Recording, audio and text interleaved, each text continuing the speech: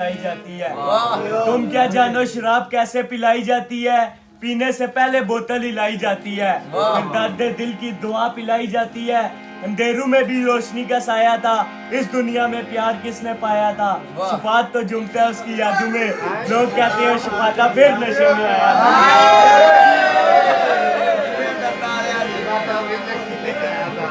ये सुनियो पी के जहर प्याला इश्क वाला प्यार को सोखा नहीं मिलगा ना तो होना पैना कन्ना च मुंदरियां पैनियां पैनियां 30,000 बंदे की होना पैना दर दर रुलना पैना फिर प्यार हासिल होना कि पी के जहर प्याला इश्क वाला दिल सीखा पर लाया तो तेरे पीछे कखा वांग मैं रुलिया विच गलियां अपना आप रुलाया तो तेरे पीछे ये पीली वाले और इस इश्क की मस्ती विच मस्त हो गए अपना हुस्न गवाया तो तेरे पीछे कलमा नबी दा मैं ही वीरान पढ़दा लोकां का वर बनाया तो तेरे पीछे